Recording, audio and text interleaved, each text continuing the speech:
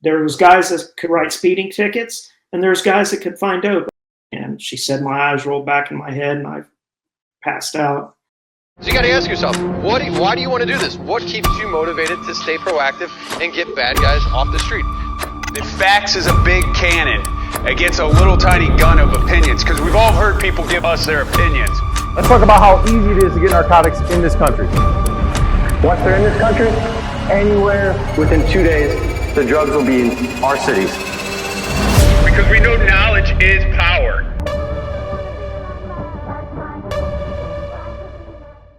In this podcast, I had the opportunity to sit down with a very influential interdiction officer, not only in my career, but in many interdiction officers across the country, profession. He's an absolute legend. He's a very introverted person, similar to me. It takes a lot for me to go out there and speak in front of people, and it exhausts me. And we kind of have that conversation during the podcast. We also talk about an injury that he suffered on duty, which kind of forced his hand into early retirement. And like Stacey Arnold, who got forced into early retirement, you can kind of see their regret, I guess, or I don't know if regret is the right term, but how they miss interdiction and they didn't get necessary to leave on their own terms. So I'm hoping that these podcasts with Stacey, with Chris, with all these interdiction officers, some still in the game, some retired, but they're able to still impact the community, a community that they care so much about. So check this podcast out. Let me know what you think. Chris is an amazing interdictor, amazing instructor, amazing person in general. Super humble, but very knowledgeable, very genuine. Check it out. Let me know what you think. It's kind of an interesting to me story. I was 31, I think, when I come on the patrol, so I was a little older. I had, out of high school, I went body school, auto body school, and worked on and off in the auto body field. If you've ever worked on cars much or done body work, while it may be a way to make a living, it's not probably the most fun thing to do. I mean, I didn't mind working on cars so much, but it was while every job's a little bit different, it's just monotonous. It's the dust, it's the paint fumes. You get into that, and it's not a way to spend all your adult life breathing that stuff. And I was always looking for something else to do that, wouldn't seem so much as work, I guess.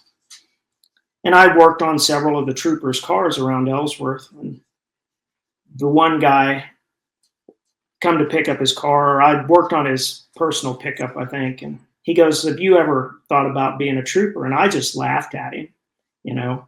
I've never been arrested. I didn't have any problems with the law that would keep me from doing that. But it's just like I'd never really considered it. And he talked a little bit, and he's one of those guys that maybe when he was younger, he acted like a cop. But at that point, he was in mix-up. So he did trucks, I believe. And he just sat there and talked to me and said, you ought to think about that. Well, that's what got it started. A friend of mine that I'd known for a while, he had wanted to be a trooper his whole life since he was little. His mom was a dispatcher for KHP, and that's just what he wanted to do. He was working as a dispatcher for KHP at the time. And I said, hey, back then, you didn't have really the computers to do so much on. They still did it by paper application. So I said, hey, get me a paper application and I'll fill it out and see what happens. So he gets me an application, I fill it out. And of course, it's more of a thing to fill out than I had done for most jobs at that point. I fill it out and send it in, and there's 6 or 8 steps to it.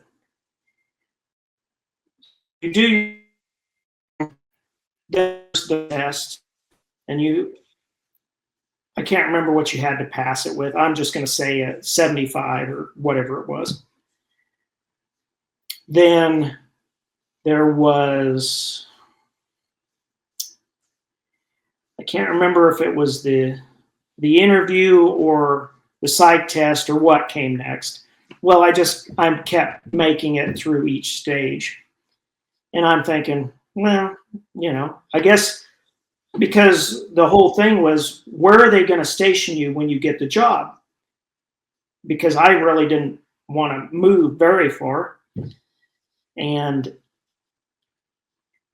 made it through the, all of the things, the physical thing. And, I hadn't played sports really since I was in high school. So I needed to start running again and stuff like that. I'm not very big, and I've never been real big, but so running, I hate distance running. If it's a sprint, that's fine, but I hated distance running, just hate it. So making myself go out and run 1.5 miles or 2 miles every morning, I hated it. But, it was one of those things you had to do, and push-ups and sit-ups and stuff. Pull-ups I was always good at. The sit-ups I was fine at. Push-ups were, I could do them. Made it through everything. I remember my interview. I come up to Topeka, just outside of where I live now. There's 3 guys sitting at the table for an interview. One of them at the time was a captain or major, and they all 3 were captains or majors. So you're always told to look at the guys in front of you, and talk to them. The one guy who wound up being my major when I come on the patrol gets up and walks over to the corner of the room to a window, and he's looking out the window. And it's like, what is this? You're trying to, looking at them, looking at him, and it was so unnerving. And I remember a couple of the questions, like, how do you think you could shoot somebody if you needed to, was one of the questions. And I replied yes. And they asked, why do you answer it that way, or what makes you believe that? And I just said, well, I'd have to rely on my training, at that point, which was a good answer. But I'm, even at 31, I'm thinking this is a terrible interview. I get up and leave, and the woman I was dating wanted me to stop by PetSmart. So I stopped by PetSmart here, and I called her and I said, that went terrible. It was horrible. And then I get a letter saying, I think at that time it was a conditional offer of employment, because they couldn't do maybe it was the physical, the test and all that without a conditional offer. So I got the letter, and it's like, I couldn't believe it.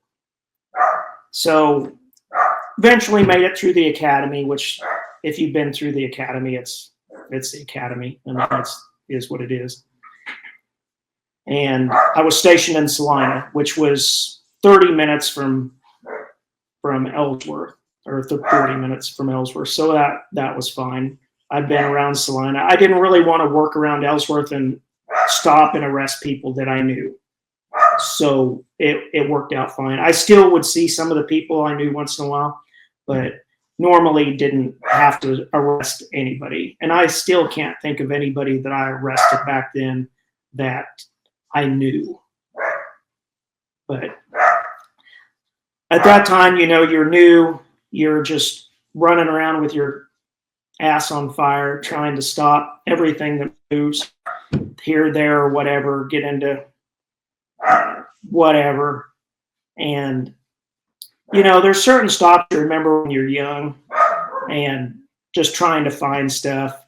One of them, I stopped this little S10 on a Friday night, extended cab, old S10 pickup, walk up there, and one of the largest humans I'd ever seen was driving this truck. He was basically sitting in the extended cab part. That's why he had an extended cab. He hands me his license, and he's 6'9", and I don't remember whether it's 300 pounds or something like that. The guy was just a giant. And of course, I smell alcohol immediately. It's like, hey, you been drinking? Well, yeah. Okay. Can you step out? So, well, I guess I go back and run his license. The guy that did my background is over in Ellsworth, and he's listening to the radio, and he calls me on the phone, and he goes, well, one of two things is going to happen. He said, either he's going to go to jail or you're going to get your ass kicked. And that was, he was like, thanks, bud. You could come over here and help, but obviously that's not going to happen either. But the guy, you know, he knew, and I had to cuff him to the front because there's no way I would have had to use 2 or 3 pairs of handcuffs to get him behind his back. And I sat him in the car, and I remember the car just kind of going down on the one side. And I told him, I said, dude, I'm 5'9". If you give me any crap, I'm just going to shoot you. There's no way I can fight with you. Right. And man, I'm not going to give you any problems. I know I messed up. And he didn't. He all the way to the jail. He was fine. It's just, you know. But I got to working with, so my original training officer, he was into interdiction.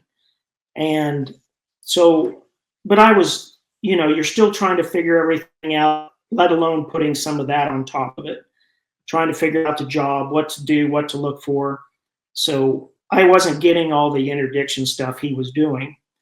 There was a guy in Lincoln County, the next county to the west, that did interdiction. And he'd sit out there, and I'd go out there and sit with him and talk with him. And he'd take off after stuff, and, you know, I wasn't really paying attention. Till about 3 years in, I started getting interested in what they were doing. You know, I'd help them with their seizures and take people to jail and, you know, do all that stuff. Go on controlled deliveries, mainly because of the overtime, you know, money. So I started getting interested in that more, and finally started stopping some rental cars like most guys do, and kind of figuring some of that stuff out. And I kind of wanted out of Salina. So I kind of was looking along I-70 west of Salina, or east of Salina, sorry, towards Kansas City. I didn't want to go any farther west, really. It's typical, you know, you get out west of Ellsworth and Hayes, that's what people think Kansas is. It's flat, and no offense to people who live in western Kansas, but I don't want to live there. I went to school or body school in Dodge City. I know what western Kansas is like. I'm fine. So the only place that had an opening was Topeka. So I transferred to Topeka, and I go out and work in Rich Jimerson, which most people, unless you're around Kansas, aren't going to know that name. But he had done interdiction for a long time. He came on in '88, and he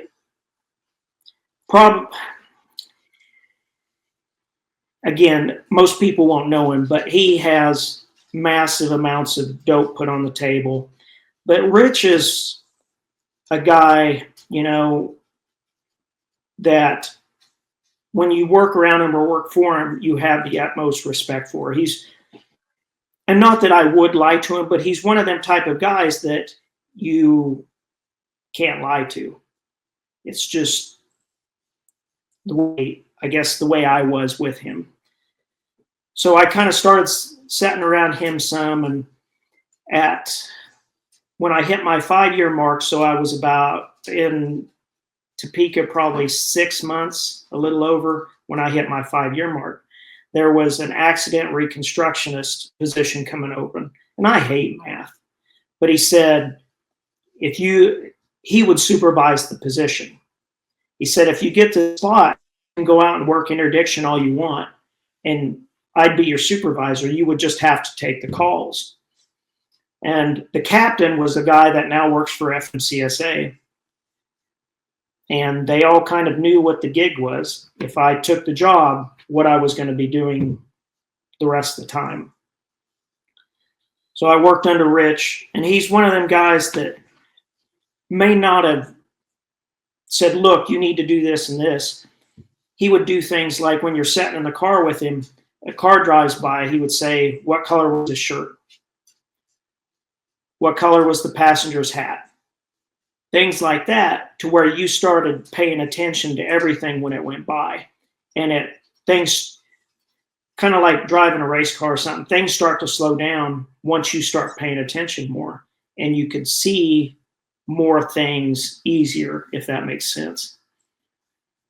So you got to see what he was looking at, and he would tell you, if you went after something, okay, he's doing this or he's doing that. So you learn the change in driving behaviors. You learn the change in his behavior when he went by or before he went by.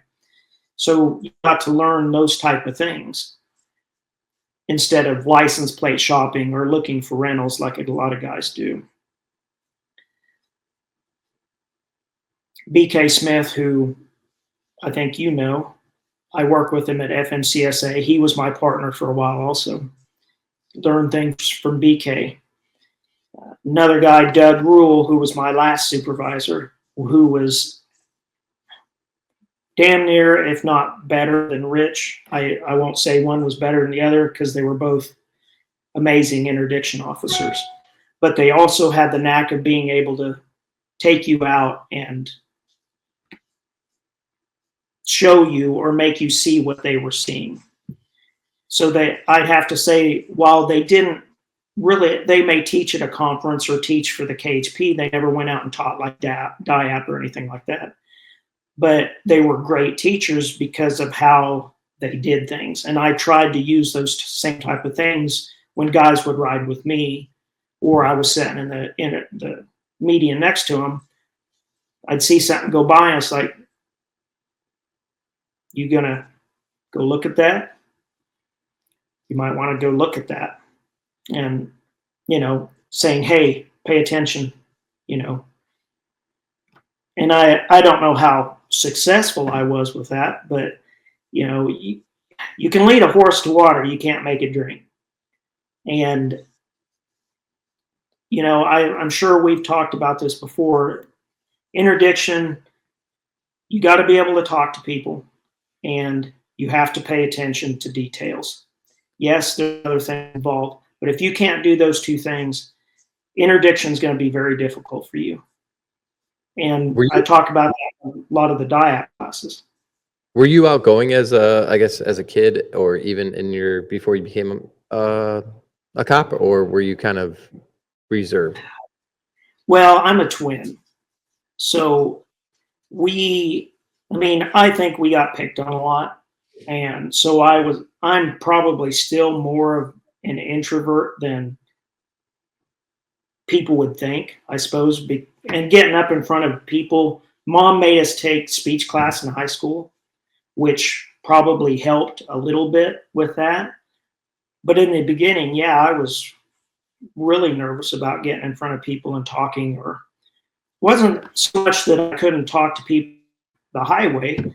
It was part of the job. I just got to where I could ask them the same type of questions and see what they're doing, what they're, figure out what they're saying, and not have to, I wouldn't say not have to work at it, but some guys really have to work at thinking what they're going to say, listen, and I didn't have too much of a problem with that, it seems like. Now, if you ask people today, I've got a terrible memory. So how I'd remember stuff to make it back to the car, I don't know. But it was one of those things that with Rich and the other guys teaching you things, it seemed to all kind of, I wouldn't say fall in place, but over the years, it to where, you have fun doing it. Some guys have to make it work, I guess. And it became where it's fun to do. The year I got hurt, I mean, it was the best year I had or the second best year I'd ever had. So I was still enjoying what I was doing. Were you born and raised in Kansas too? Yep. I was born in Wichita, spent most of my life in central Kansas. Right, basically, if you put a dot right in the middle of Kansas, that's where I grew up. A little town called Geneseo, like 500 people. Wow. And then Yeah, from the so time you were 31 to 34, those 3 years, were you just mainly doing what every other cop does, is trying to arrest bad guys? the first, yeah, so come on in 01. So the first 3.5, 4 years, about the fourth year is the first time I think I got a seizure by myself. Year 5 is when I transferred to Topeka and started, and then 5.5 or 6 is when I started working under Rich. How did September 11th impact? Were you on the job at that time?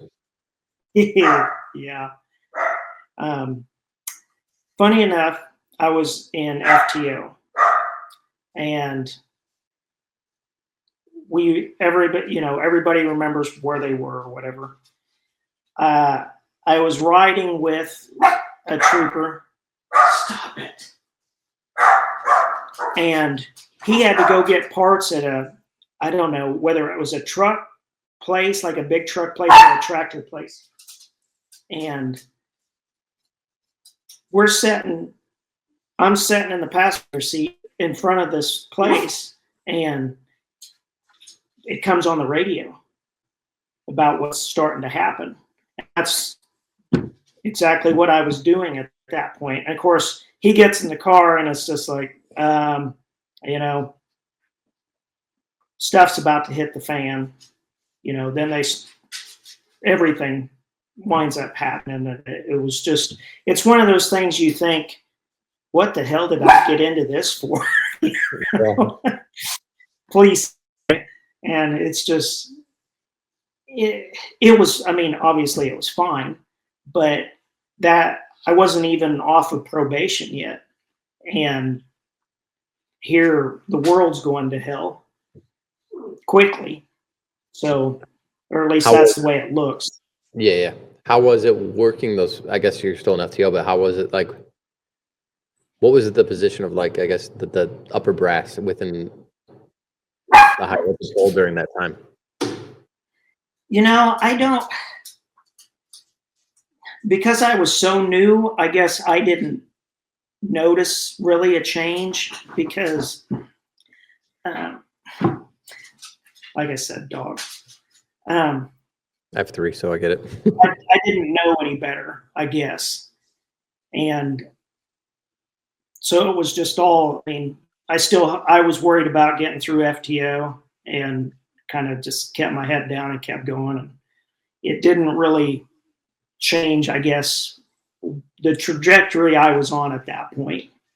If I'd have been doing interdiction at that point, yeah, I did, definitely seen a change in things and how things worked after that. But I guess I was too naive or green or whatever to know the difference. Was your administration super supportive when it came to interdiction, or is that something that was, I guess, I don't know if you guys call them troops or posts or whatever they are, like, or is that individually, or is it as a whole? Well, it depends on the administration.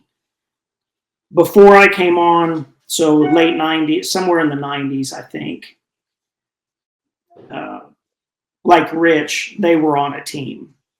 And they kind of had small teams throughout the state.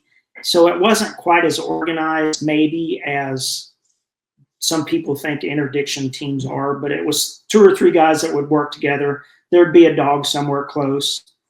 And again, I don't know all the inner workings of that stuff, but of course, some of that went away. There was issues. In 2009, we got a large grant from, and I hate to even say who it, Department of Homeland Security, I think, is who it was from. And I've got the paperwork on it. I've got the PowerPoints from it and everything, but I think that's who it was from. And it was like $4.3 million. And that's what we used to start our interdiction team in 09. And it paid for, I believe, 20 officers. I can't remember how many dogs, 3 or 4. Paid for our equipment like busters, scopes, the kit. Each of us had a kit, tools, all kinds of things. We bought a backscatter truck. So we had all kinds of stuff, and that paid for us for like 2 years. So the patrol loved it because it basically took 20 guys off the road, and then they got to have an academy class of 20 new troopers. So that's why they loved it. And that's what started our interdiction team. And of course, the first several years of it was amazing as far as funds seized and drugs seized and, all that kind of stuff. It was a lot of fun. Back then, Kansas has had to change the way they do things since I've left. And a lot more back then than I think they have now. So what was the first seizure that you had as backing someone up compared to like the first, and what did you feel like when you saw, I don't know if it was kilos or pounds, but what were your emotions? Well, I can't remember the first one. I remember a couple of them that I helped Mike Weigel with out in Lincoln County. One of them was heroin in the trunk of a car. I think it was black tar heroin. And I just remember, and I don't remember how much, 10, 11, 12, 13 pounds, whatever it was. It was a damn nice black tar seizure. Another one I helped him with was and I actually turned on this truck. We were sitting in the median. I turned this way, and he was facing east. I was facing west. I turned to get out on him, and he went ahead and went through the ditch and got him stopped before I could get to him. I always gave him hell over that one. But it was a expedition pulling an enclosed trailer. And I don't remember how much it had in it, but a bunch of kilos of coke. Wow. And he was searching the expedition, had me search the trailer and get into the boxes, and they were full of styrofoam peanut, but there'd be like 1 or 2 kilos in it. Then you'd have to go to the next box, had it full of boxes, and so I got to go on that controlled delivery. And it's just, got to be fun as far as those kind of things go. And all the pictures and, helping him with other seizures like trailer floors and things like that. It was my first semi-seizure by myself. My boss was out in Salina for some training, so I was sitting out there by myself. This California tag semi goes by. I get it stopped, and this stop maybe lasted 8 minutes, I think is what I kind of timed it at. I walk up. I didn't tell dispatch that I'd stopped him. Mistake number 1. Walk up, grab the seal. The first thing I always do was look at the seal, and it was a metal one that had been rolled up. So I unroll it to look at the numbers on it, and it's broke.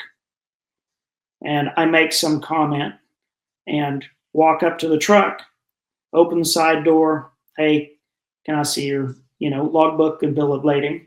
And it's a guy that looks like he come out of the Allman Brothers band or something. White guy, really long white hair, but he didn't have shoes on. He had bare sock feet. And it's just that thing is just like, you don't see that, especially in a truck driver. It's just like, okay, it's just one of those things that grabs you and goes, this is odd. But remember, I'm starting to get tunnel vision because of the seal. I look at his logbook, and he loads in San Diego, goes off duty in Phoenix, Arizona overnight, and he still had to drive. And I said, why'd you go off in Phoenix, Arizona? he goes, the load showed up short last time and they needed to make sure it was all there. That was honestly what he said. And it was like, you got the key to the lock on the trailer? Yep. Opened the door, jumped up in there, and all the way to the front, they'd had the load staggered. There's 4 boxes in the very front corner, 100 kilos of coke. And I fly back across the back of it, jump out and open the door, and then have to call dispatch, have the guy under arrest. I got chewed out pretty good because of my lack of safety on that one. And rightfully, I should have. Mike Weigel, the one that I used to help all the time, he comes up to Topeka something like weeks or a month later or something and goes, hey, he backs me up on something and gets in the car and goes, hey, I hear you got in the back of a truck by yourself. Yeah. And, he didn't chew my ass, but he just, don't do that. And it was a good lesson because some seizures you don't get that way, but for me, semis were always a big thing, and I wanted to get seizures out of semis. And the first one you're going to get you start seeing everything, that you hear people talk about.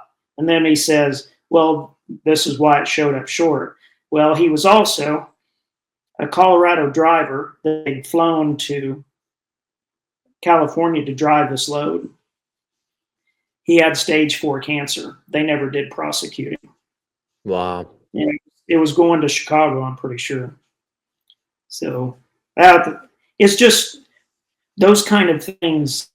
It's just, it's an adrenaline thing. I mean, you get that, you get a rush from doing that. And it's not just the finding it, it's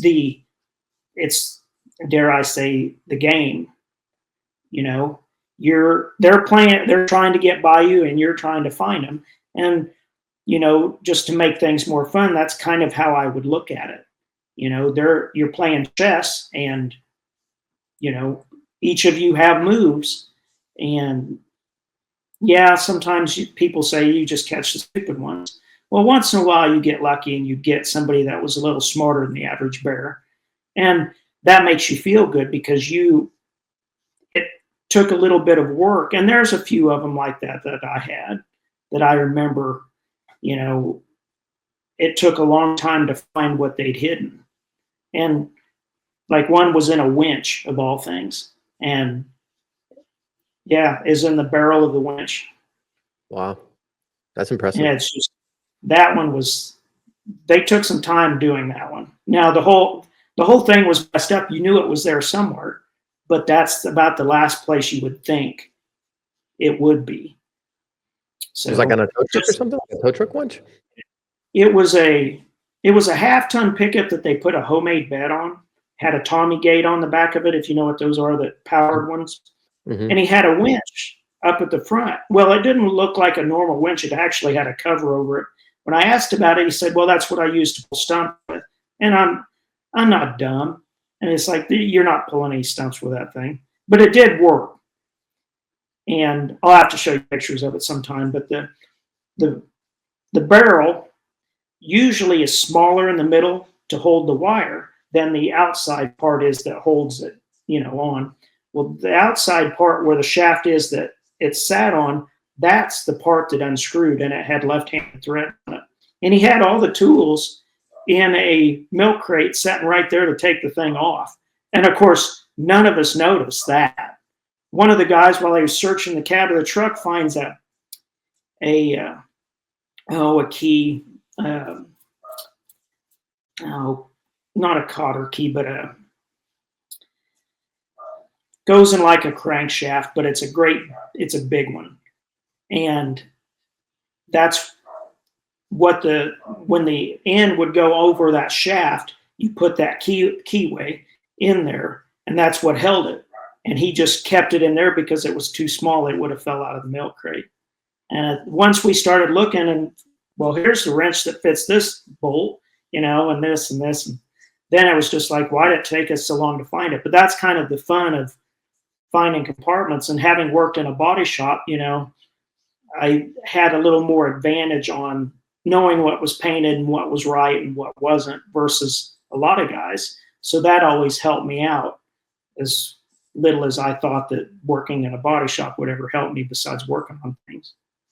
But, Could you see like the discoloration in paint jobs and those types of things as cars were going by or soon after getting them stopped? yeah, I had one that was in a Grand Marquis, so like your Crown Vics. Well, they were famous for that cowl compartment down at the bottom that you had to take the windshield out to get. You ever seen one of those? Yeah. Not firsthand, but yeah. I was going to range. We had range over in Junction City for some reason. And I was heading over there, and I seen this real clean California tag Marquis go by. I was like, I've got to go check this guy out. So I wheel around, and he's coming up to, he had been in the left lane, which driving in the left lane in Kansas is a violation unless you're passing somebody. Well, he's already in the left lane like 2 miles before he gets to this construction zone. So I wheel him over, and I walk up there. As soon as I get up on the passenger side, I look at the windshield, and I can tell it's brand new. And I look down, and it's got an FY down at the bottom of it, which means Fong Yang, which was a cheap Chinese windshield. And I looked at, and the molding, the thing that made me look at it was the molding didn't fit down on the body like it should have. And as soon as I seen it, I knew it had a compartment in it. And this guy was a 19-year-old kid, and he was so just the inside of the car was really clean, had a couple of hats in the back window, guys doing that kind of stuff. And he was just over the top nervous. And it's just, it didn't take long to get there, but it had 15 pounds of black tar heroin in it. Wow. And that we was don't see a lot of black tar. Yeah, we don't see a lot of it. I've only seen it twice in my career, early in my career, and then maybe 2 years ago I got another seizure with it. But we don't. I mean, we only users. It's some of the nastiest stuff I've ever seen in my life. I don't understand it. If you like have gloves on and your gloves are heated up, it'll start melting. Body heat. Yeah. So there's times like that, or paint discolor, or you can smell the paint, or I've got several stories about that kind of stuff. But yeah, you just learn to look for what's wrong or stuff that doesn't belong there, and a lot of guys just get in too big of a hurry, and they miss that stuff. And it's just like trucks. You talk about when we go through the concealments that you've got to make yourself familiar with vehicles somewhat to be able to search them properly. And it's hard to get people to actually do that and make themselves familiar with how a door panel comes off, or natural voids and where they could be, things like that. And I'm not saying that I was the best at it. There was stuff I missed, obviously. So, things you get in a hurry and you think, it isn't here, and let it go. And then somebody calls you down the road. It's like, hey. Always the worst phone calls. Those are the worst. Or go watch your camera, and he's praying to God that you don't find it. And I've had a couple of those where then I call people and say, hey, I suck at my job. Can you help me out? Well, I think we've all at that point, yeah. Yeah, for sure. You talked a little bit about like the mental game, or at whatever. Like that's kind of what I look at. Like I just like to. I think that's the most rewarding for me. It's, of course, I want monster loads, but if I know that you prepared for weeks, months, years to beat cops when you get stopped, and I'm able to win that mental battle in like 7 to 10 minutes during a traffic stop, that's what, I don't know why, but that's what is the most rewarding for me.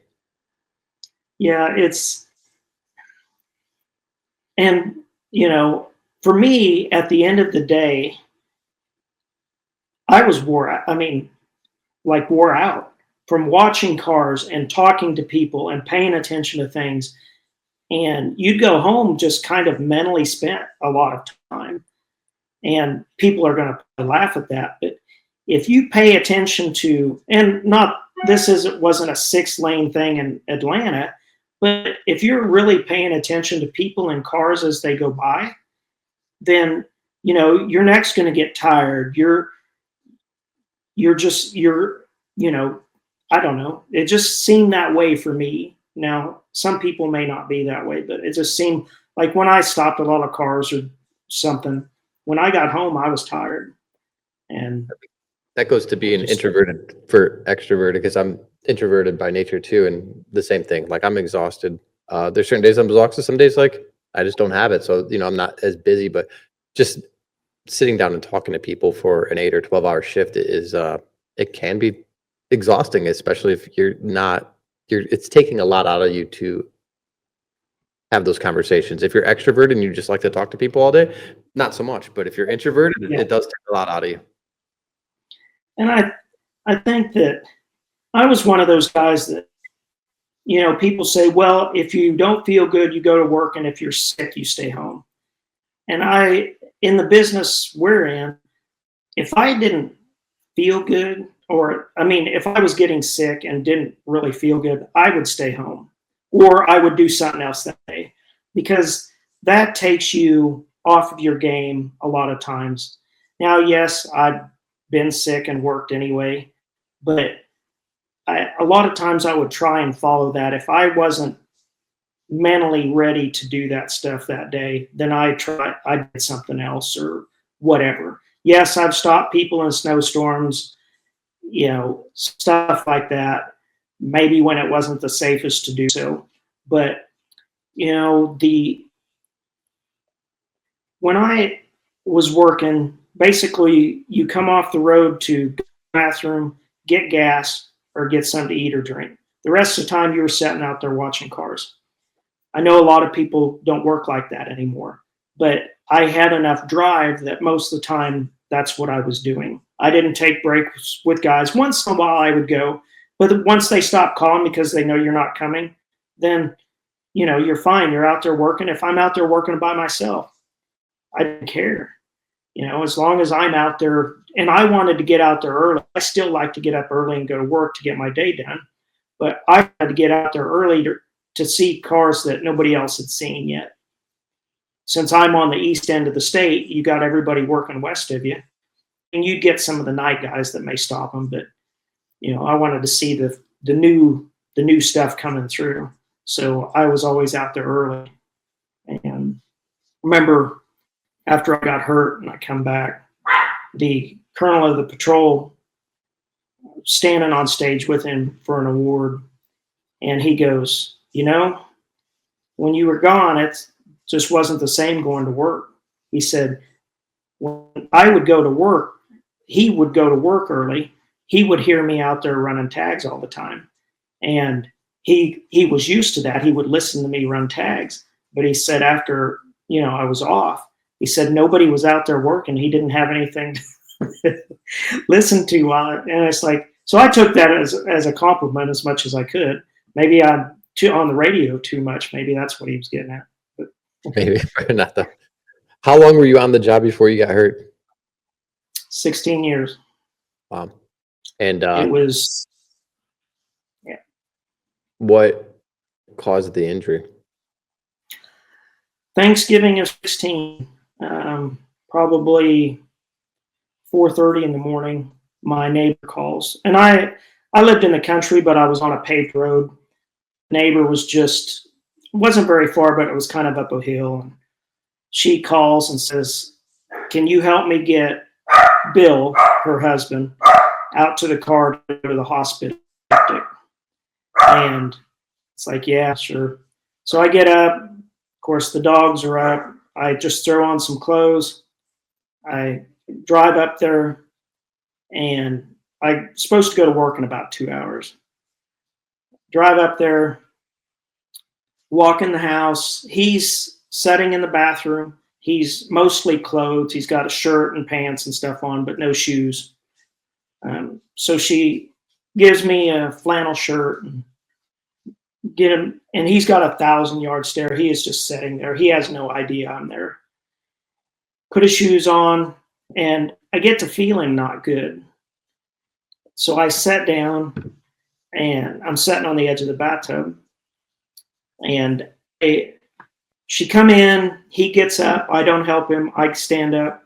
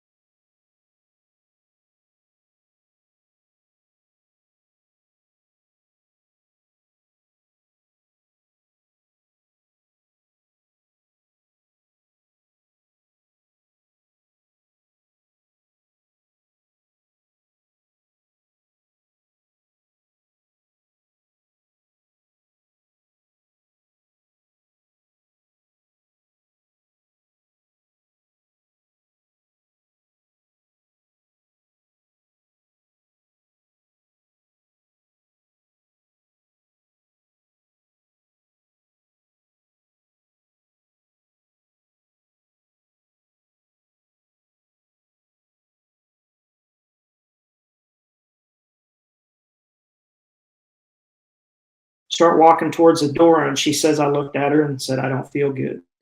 And she said my eyes rolled back in my head and I passed out. When I fell backwards, I hit the bathtub, the edge of the bathtub, broke 3 vertebrae and blew 1 up. So I have a 6 disc fusion. And that essentially ended what basically what I did.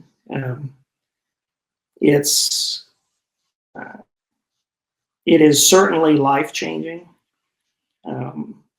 There's not a day that I don't hurt or whatever. But I'm not paralyzed, and I should have been. So I am grateful that I can walk and still do the stuff I do and work on cars. And, you know, for the most part, if you didn't know me, you don't know. And that is the way I'd rather have it. But it is definitely a life-changing thing. And I don't say this stuff because I want sympathy, because I don't. You know, I still try and work and do things, especially what I do now, to further the interdiction thing. Like, I still love being around guys and going to the conferences, and even though I can't do it anymore.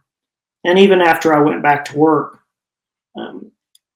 I had 2 surgeries. So the first one was obviously the day I broke it. And it wasn't right. After that, I was miserable. Probably on a pain scale, I was 8 to a 10 every day. Wow. And the doctor wouldn't listen to me. He kept saying, no, we're going to put you. He tried sending me back to work in like March. It's like, I can't run. I can't pick up anything. I mean, so he gave me like 6 more weeks and then released me. It's like, okay, well, I guess we'll try it. And I found myself not searching cars and letting stuff go because I couldn't do it. The thing that finally ended that was I got a flat tire on my patrol car. And I pulled into the median and was going to change it. And I couldn't get the spare tire out of the trunk. If you lift weights, when you do something like this in front of you, that's all your back muscles, or a lot of it is. And when those are weak or, you know, atrophied or whatever you want to call it, you don't have any strength. And I couldn't get it out. And one of our motorist assist guys actually pulls up and goes, what are you doing? Because they know who you are. So he changes my tire, and I drive straight to the captain's office and said, You got to take me off the road. I can't do it. And of course, his mouth hits the floor, and I go get a second opinion, have the surgery done, and it's much better this time, but it's still, your muscles can't move like they did before. So there's a lot of things you can't do. And it's just at that point, I was 46 or whatever I was. And if somebody was to grab me, around, there isn't anything I could have done other than try and get my gun and shoot him. And as much as I loved interdiction, there comes a point where you have to tell yourself I can't do it. So I put in for a medical retirement. I was going to start losing all my big years, and it was all about money, retirement money and things like that. So put in for a medical. They finally approved it. Once they finally approved it, I had 2 weeks before I had to leave because I couldn't work into the new year. So not only did I lose interdiction, but there wasn't any time to really, get your mind wrapped around separating. I mean, I was off. When you put in for medical leave, you can't work. So yes, I had some time to think about it, but until they finally say, hey, you're done, then you don't really, I guess, or I didn't really deal with it. Right?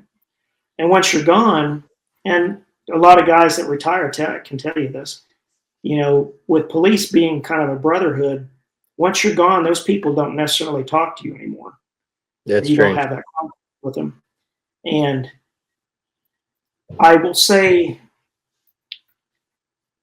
the mental part of not just the retiring, but dealing with the injury and being off and not being able to do, because as a guy, you think about going out and lifting weights or mowing or doing whatever you want.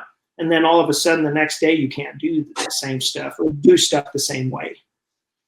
You have to learn to do things differently. And the mental part of all that was maybe not at the time if you'd asked me, but the mental part was probably as bad or worse than the physical part of it. And I can only imagine. As cops, you're taught to be tough about things and not really talk to people.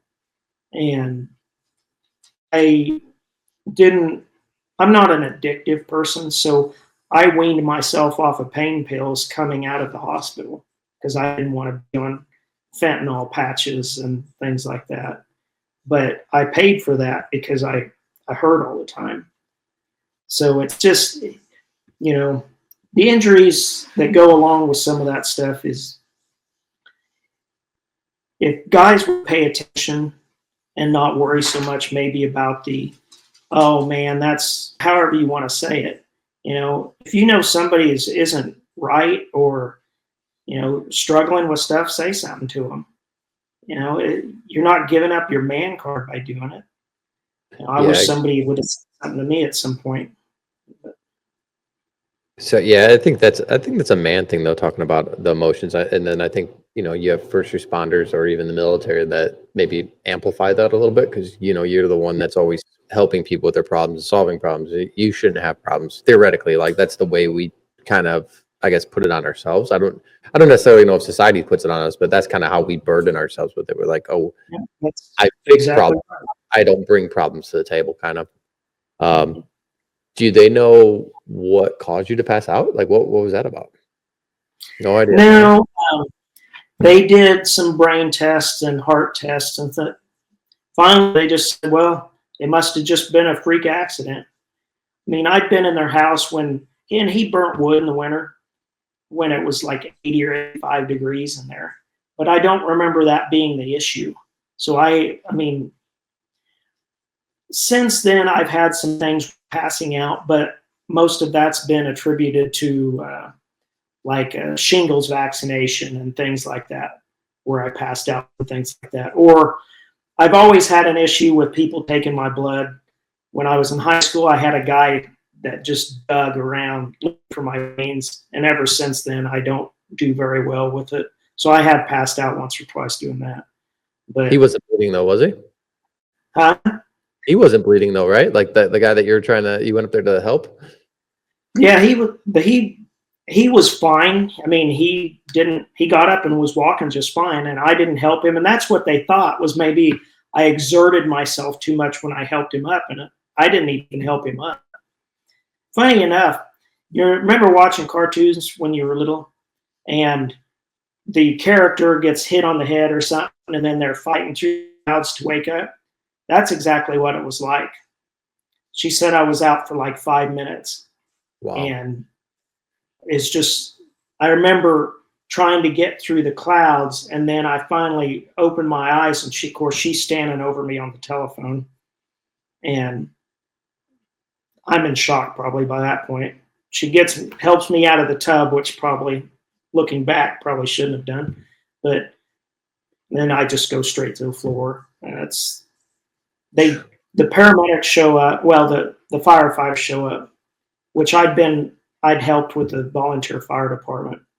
So those guys kind of knew who I was. And they get me up and take me into the living room and set me down. And I said, hey, you need to get me something to lean on because I can't sit up straight. And that should have been my clue, you would have thought. But all I'm thinking about is the house is open. I got to go to work in a couple hours. I need to get home and, get ready. And the ambulance gets there, and she comes over and starts talking to me. And she goes, look, if I give you something for the pain, will you go with us? And by that time, it's like, yeah, I'll go. So they gave me some fentanyl, I think, and off we went. What did the doctor mess up the first surgery? Do you know? The second doctor wouldn't really say what he did.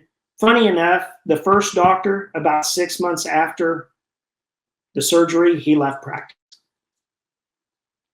That's alarming. But I went to KU Med. They did the second surgery. He wouldn't say, but after the surgery, all he would say was, well, there was parts in there that had healed, and there's parts that were never going to heal. And he wouldn't say anything else.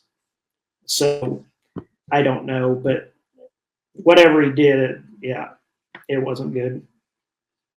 How long after that did you start with the position that you're in now? So the end of 16 was when that happened. I was on light duty basically till the end of 18 when I retired. I worked 3 months for the patrol as like a building guard, glorified building guard, and I absolutely hated it.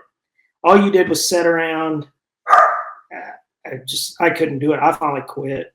I wound up getting a job at Epic. So I moved to El Paso. In July, I started at Epic. And the first time they tried to open the DIAP position was like November of that year. But they messed up on putting it out. For a 13, like what this position is, you're supposed to have a college degree. Well, for DIAP, they waived that for the experience. So they had to pull the job out, redo the the job, whatever, and then put it back out. I interviewed in January or February of 20. Moved back in March and started at the end of April 26th. So in about three weeks or so, I'll have 5 years. Were you because I think I met you in 2027 down in El Paso, right? Or 2017. Yeah, 2017. Instructor school, yeah. Yeah, okay. That's what I was thinking. For some reason I thought that there wasn't that big gap in between. I thought it was sooner than that for some reason. I don't know why. Well, let's see. 17, yeah, I was still on the patrol, and we were let more of that training because. We are thrilled to announce that we have expanded our partnership with HPTRT. Now, if you use the code RED, you will get 50% off. all of your purchases. HP, TRT are the best in the game. They're founded by first responders, and they are targeting first responders, knowing that first responders need the most help. So if you need anything from peptides to hormones, TRT, even general health, they'll hook you up. I know most men my age are on some type of peptides or testosterone replacement therapy. I mean, no one ever wants to end up getting their ass kicked by Nolan Ryan, especially when Nolan Ryan was double Robin Ventura's age. So check out HP TRT. Use the code RED to get 50% off.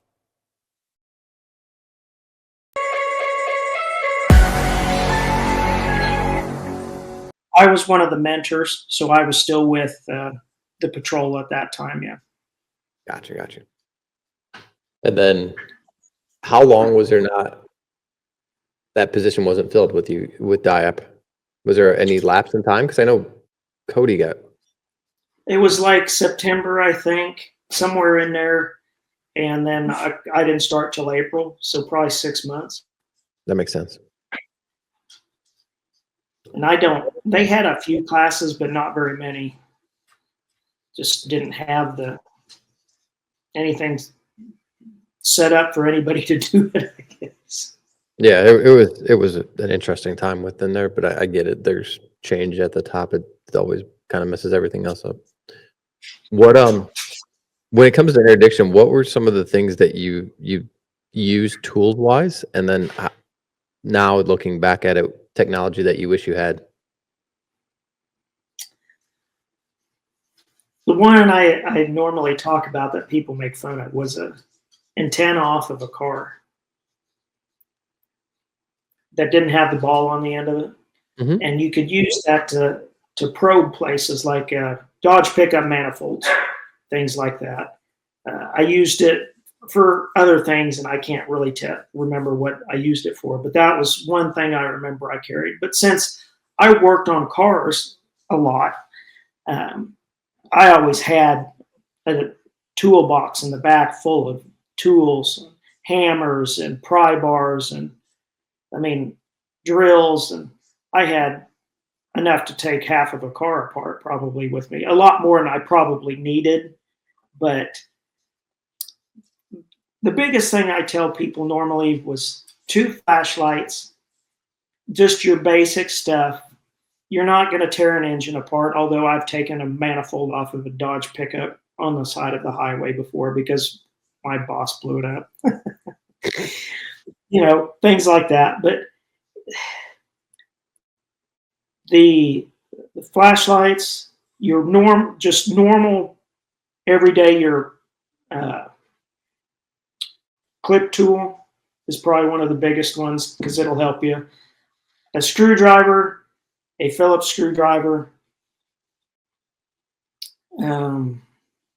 Obviously, we didn't have the hand x-rays. Nowadays, that would be really nice to have.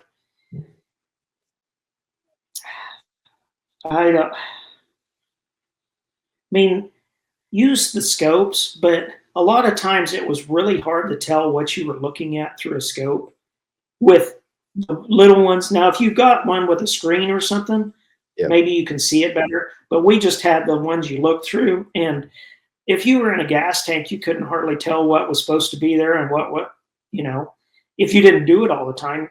So the biggest thing is paying attention, I guess. As far as tools, the Buster I used quite a bit. It's a density meter, right? Yeah, density meter, sorry. Yeah. And then probably either one of the screwdrivers or stuff, you'd tap on stuff. A lot of times I would just look because I could tell if something had been worked on, if it, or whatever. One of the cars I got off a car hauler one time, and that's the reason I stopped it, because it had that little Honda two-door on it. I just walked underneath it and looked up, and I could tell the back end, the floor panel had been cut out of it and rewelded back in. And it's like, the car had been detailed. It's like, come on, this is stupid. So things like that.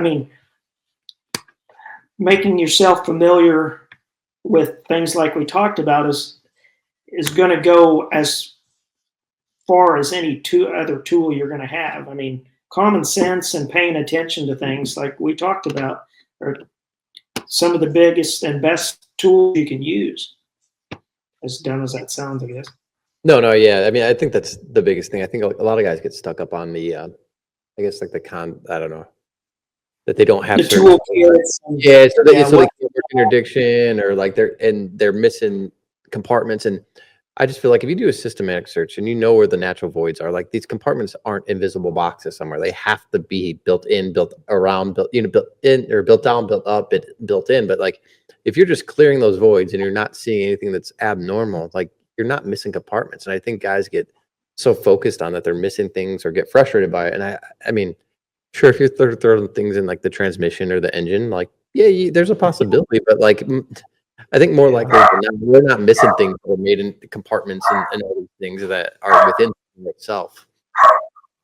Yeah, it's the paying attention and slow down. Just slow down.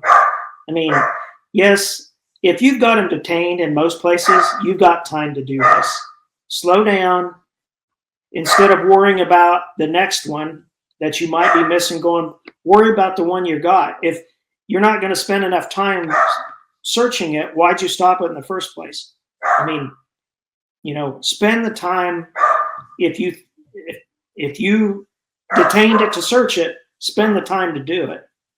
If not, then get rid of it and go find something else. But and I'm as guilty as anybody else of that. But I always try and tell people, slow down. When you open a door, don't just jump in it. Take the time to let it show you. And if you just jump right in, you're going to miss stuff. I mean, it's guaranteed. And that's the lesson I learned from Rich really well, is getting in there too quick.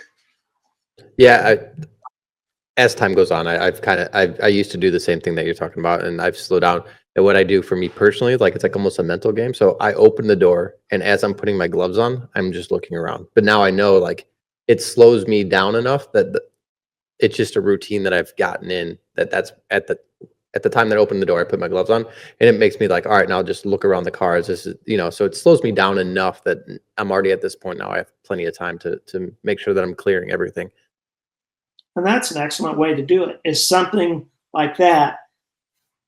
You're taking the time to put your gloves on and paying attention, starting to look.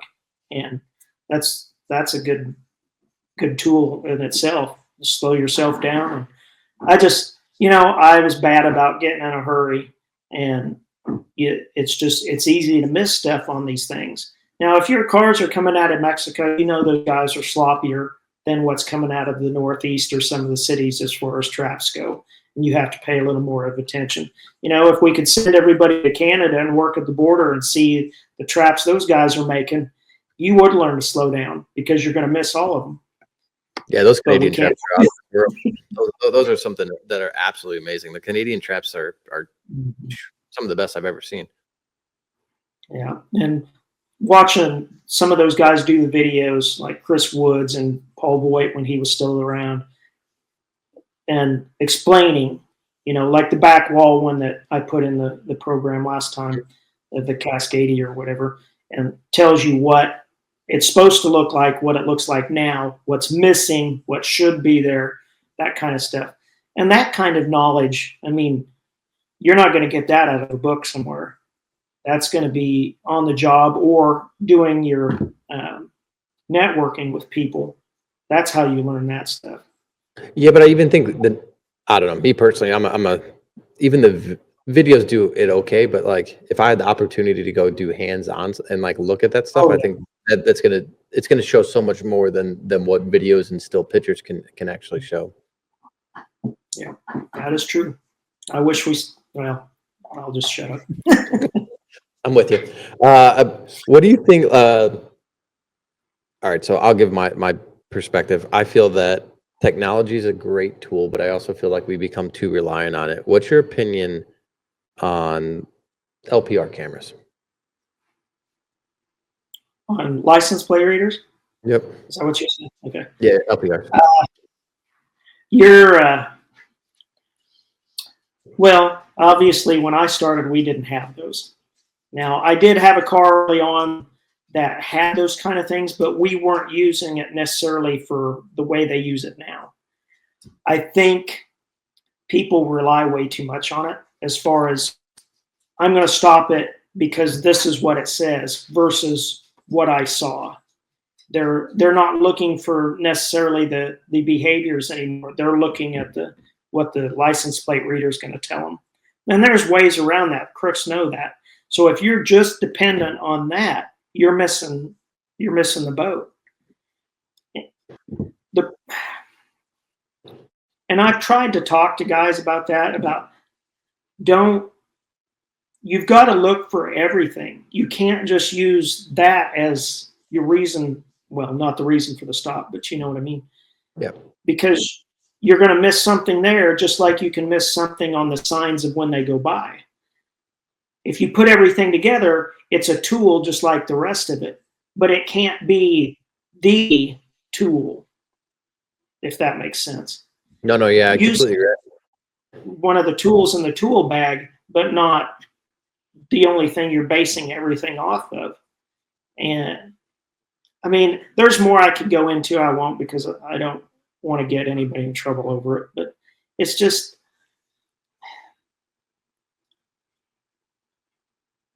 yeah, use it for what it was designed for, not as the reason you're stopping everything that's out on the highway. That's a lazy way to do it as far as I'm concerned.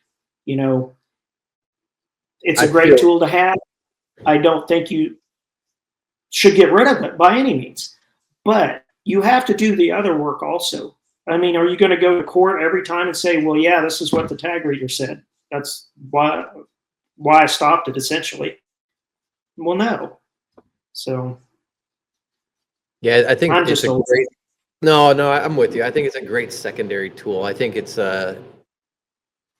takes a lot of the guessing out of it too, from like when we didn't have them till now when we have them. Like you know, you're trying to read behaviors, you're trying to understand, and you're trying to accumulate all this information. Now, if they tell you a lie about where they've been recently, like the LPRs will prove that. So it's a great, but I still think a lot of people lose that communication, human behavior aspect of it when they become reliant, as that's the number one, and then communication and human behavior is number two. I think it's a great tool, but I just think you need to have that you know, understanding human behavior, understanding how to talk to people as your 1 and 2, and then everything else come in play afterwards.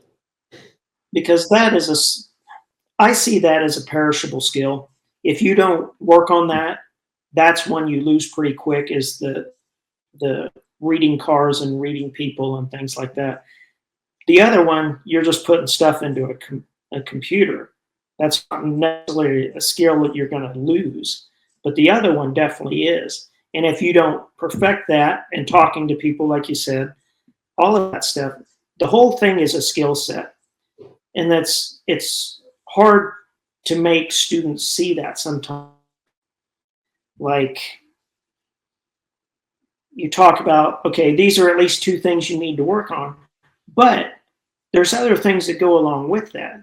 Once you get those to where you can talk to people and pay attention to details, the rest of it should come. Not always, but if you work hard enough at that stuff, it normally does. But I think nowadays people want to shortcut things and do it as easy as possible versus, and yes, I sound old for saying it, but the way we did it, I mean, you learned how to do it or you didn't. There was guys that could write speeding tickets and there's guys that could find dope. I don't know how many times the first 5 years or so I was in Topeka, when I was getting seizures, of guys saying, well, you're just lucky. Well, at some point, the luck isn't, it's how, I don't remember the saying, but opportunity and something, and that's what luck is. Preparation meets opportunity. Right. So eventually it's not luck anymore. It has to be something else. But guys just think, oh, somebody's telling you to stop that, or somebody's doing this. No, it's because I'm figuring out what things look like, and that's why I'm stopping these guys. And I'm the one out there working. You are sitting at the coffee shop drinking coffee. So, and that maybe sounds a little arrogant, but you know, I did work hard, and I'm by far not the best interdictor in any shape or form, but I did try to work hard, and I was happy with what I did. Yes, I missed some. Yes, I could have got more, but Kansas isn't some of the other states either. We're not known. I mean, we've always, or not always, but our interdiction program was pretty good, but it's not thought of as an interdiction state necessarily. So, Yeah, I think we talked about it briefly, but like guys want like a quick answer, and that's just society in general. And there isn't one. And me traveling to teach and everything, like I show successes. I still show some of my failures, but you go the foundation that I laid on, like stopping thousands of cars, talking to thousands of people before you start to put things together and start to be like, all right, I stopped 1,000 people, and all of a sudden the next stop is like, I've stopped 1,000 people, and none of this was in play, and all of a sudden you're doing all these things that I've never seen before. But it takes you to go out there and implement the things that you learned in classes and you learn from other people. You just can't all of a sudden go to class and listen to other people and you know, through your training or whatever, and then go and stop your first car. And if you can, like, that's amazing. But I had to take it, formulate it, stop a bunch of people, understand what normal was before I started seeing that abnormal stuff. And I don't think that there's an easy answer or an easier way than doing that. no, and that's why people get so frustrated, because it does take work. That's where the LPR makes life so much easier. They don't have to do all the work. They can do the LPR and get around a lot of that. I think they're missing a lot too, though. Oh yeah, yeah, definitely. And I wouldn't give up the way we learn to do it. I don't know why. I mean, I necessarily picked up on it. I give all the credit to Rich, and I enjoy teaching just like you do. And you know, in a class of 20 people, you'll get a couple of people, maybe 3 or 4 or 5, that you see the light bulb come on and they start listening and you got their attention. The rest of them, maybe they were told to be there, or they have to be there to have the credit for the class or whatever it is. But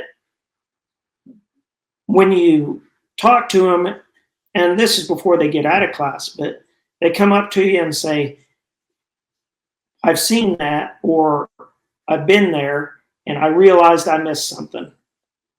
That is when they're starting to, okay, figure, not completely obviously, but they're starting to put 2 and 2 together, starting to see things. And just probably like you've had, where people in a class you've taught have gotten a seizure right after class or 2 weeks after class or whatever the case is.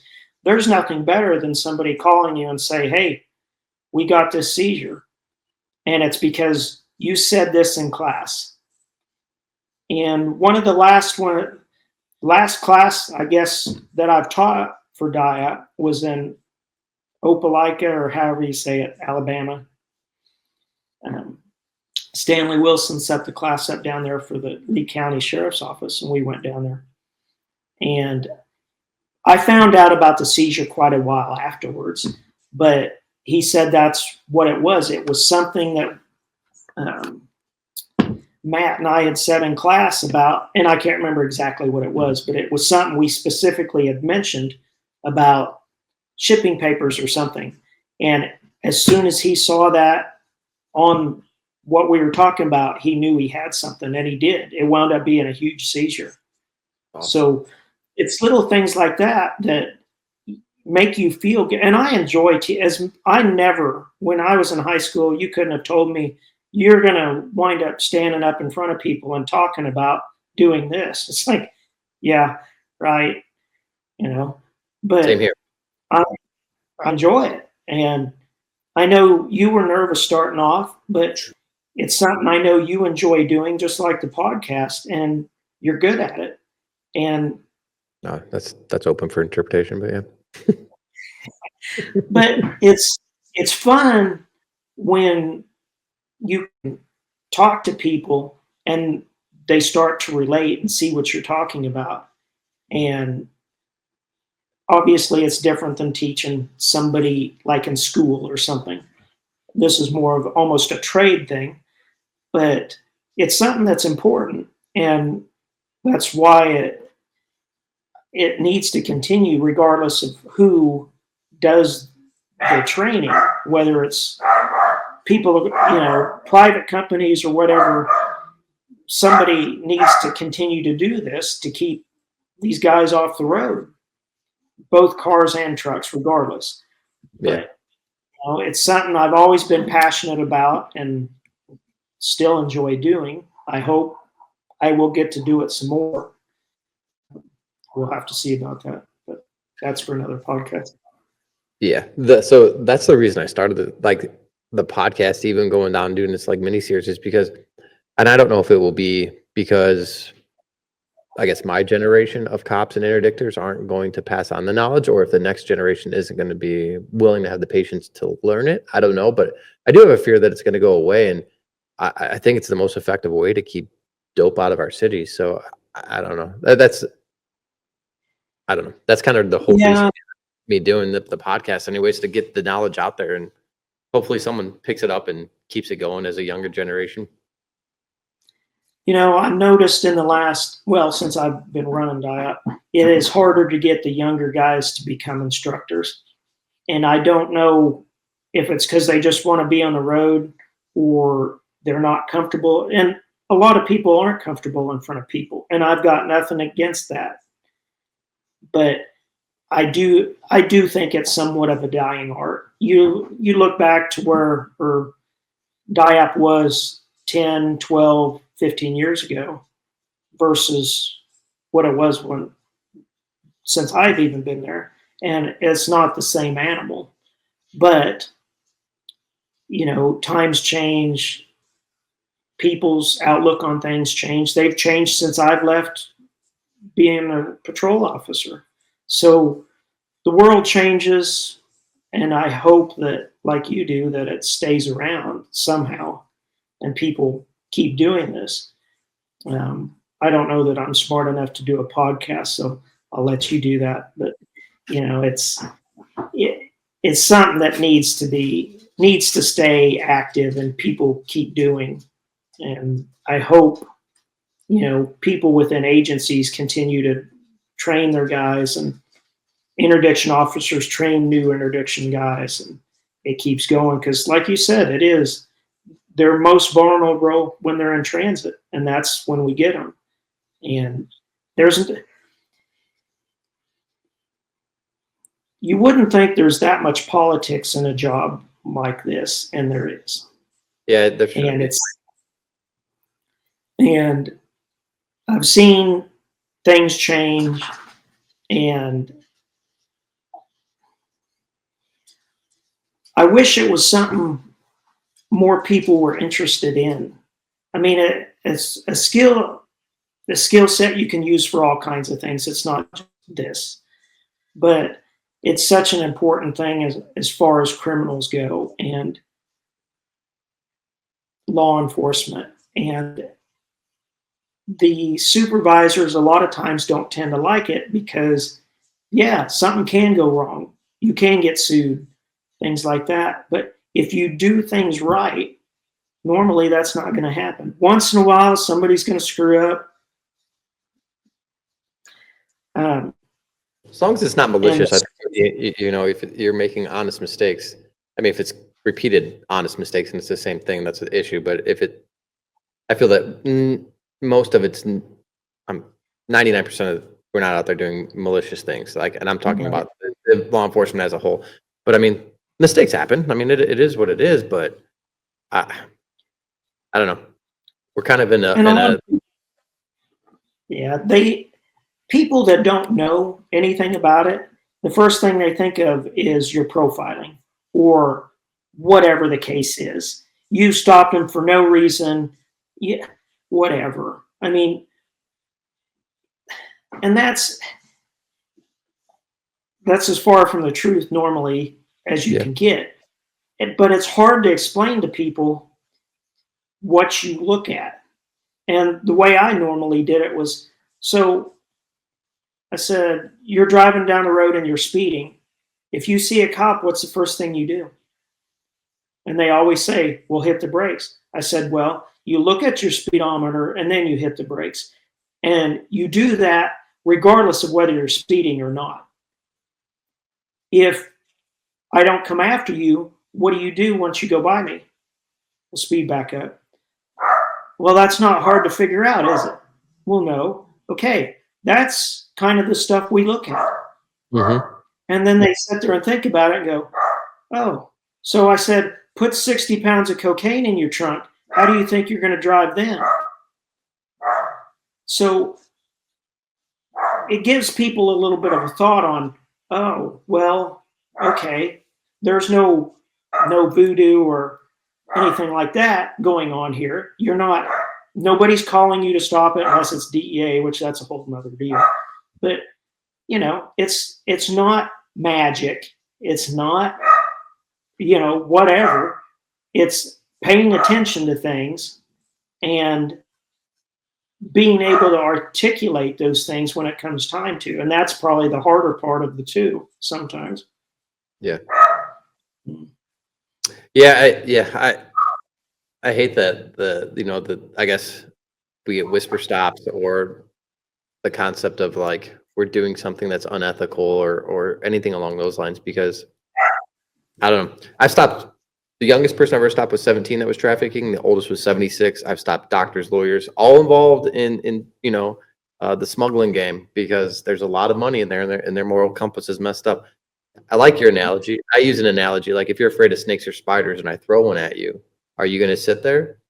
So now you see a cop and you have a 20-year prison sentence in your trunk. You think that you're going to act normal as you go by? Like, it's a very similar concept. You have a fear of me sitting in the median because of what you're doing. No different than if you're afraid of a snake or a spider and I throw it at you, you're not going to just let it crawl all over you.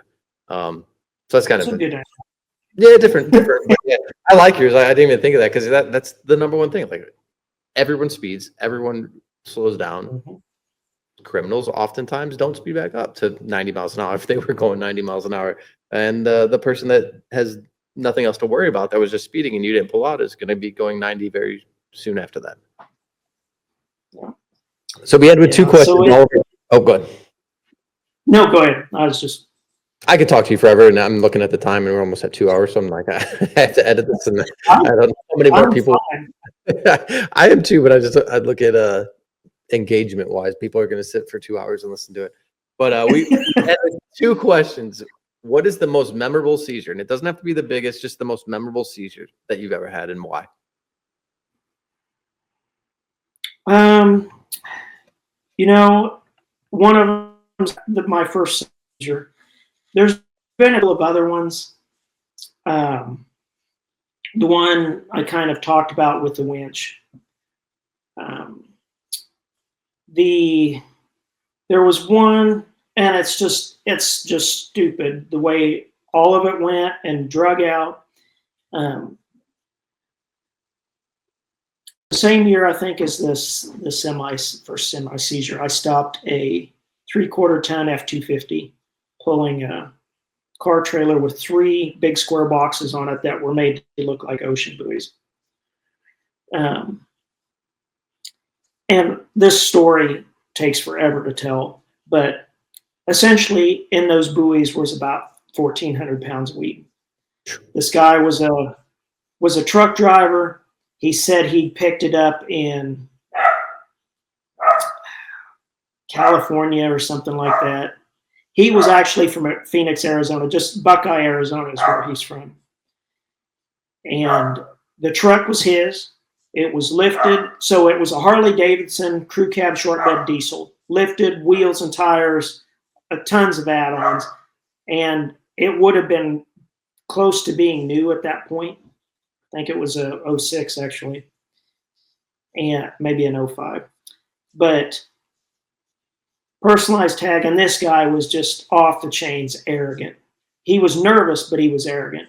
When I walked up to the truck on the passenger side, there's about a 4-foot stuffed Wile E. Coyote sitting in the seat belted in the passenger seat. So that should tell you how the stop was going to go. My supervisor wound up pulling up behind me after that, got a dog hit, and it took forever. This guy was on meth at the time and didn't really know it. That would kind of explain some of his actions, his red eyes and everything. He got to be a real ass during the search of these things. And mainly I remember it because of how much of an ass he was. And most of the time I tried to be neutral about sending people to jail. You know, if the courts convicted them or sent them to jail or whatever, you know, it was what it was. This guy I wanted to go to jail just because he was such an ass. Well, he skips to Mexico and they wind up sending him back to go through trial. So we go to federal court in Kansas City. So do you know who Manuel Noriega was? Heard the name probably. Nicaragua? Yeah, somewhere down there. I can't remember exactly. One of the lawyers he had, this clown hires to represent him. Now, we've got a local attorney here in town that was a pretty amazing drug attorney. And he was one of the guys that was cool enough. I never really had him for much because at that point he was getting towards the end of his career. But he was really good, but he also knew where his bread was buttered. I mean, he knew those guys like Rich bringing in these cases is what was making him money. So he was kind of the local attorney, and this other guy was like the lead attorney or whatever. And I wasn't in there because we were sequestered, but Rich was on the stand, and this fancy attorney asked Rich an open-ended question about something to do with the stop, and Rich just takes off with it. And the local guy is over there at the table just going like this the whole time. So needless to say, they lost the suppression hearing on that one and lost the trial, whatever it was, and he wound up going to jail. And if I'd have had the money just to do it, we seized that truck, I would have bought that truck and drove it to when he got out of jail just to show, hey, asshole. But there's a lot more to it, but that was probably, and a lot of people knew about that one just because it was the buoy seizure, because they were big square boxes, and ocean buoys are round. So, but it was a good lesson to not be an asshole, because this guy had left receipts in his truck of where he bought the metal, the gas for the welder, all this stuff. Wow. In the last buoy, there was a digital OHA scale, brand new. I'll let you guess where that went and how many times we used that to weigh dope. But that scale was one of the things that they tried to track down on where he bought it. But the metal he had bought at a certain place. And one of our task force guys, and I don't remember if BK was helping at that point or not, they called this metal place, or maybe it was the welding place, same place, and asked, hey, we've got this. Do you remember this guy?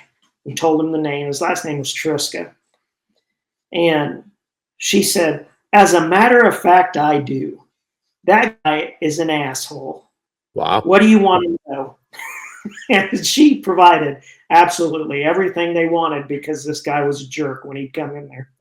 That's crazy. That's awesome.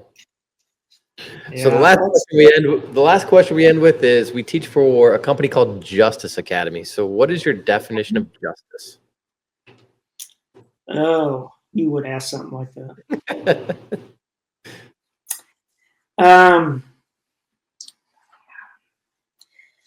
How do I put this? The first thought was for someone to get what they've got coming.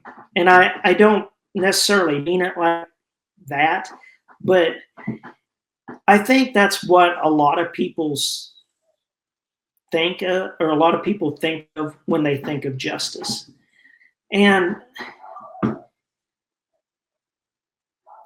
it's just like Tristan, you know, if you're not prepared, yeah, you may get the dope off the road, and we've all used that excuse at once. You know, we got the dope off the road, we lost the case, but eventually, did you lose the case because of something you did or didn't do? Or was it because the case was good enough without it, or however you want to look at it? But in the end, did the person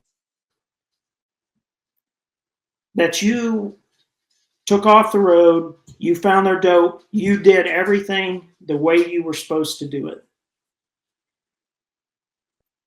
Did he get what, and won't say deserve, but did he get what he should have? And there's a lot of times that we don't agree with the attorneys on their sentencing or how they look at things. You know, we were there, we did the work.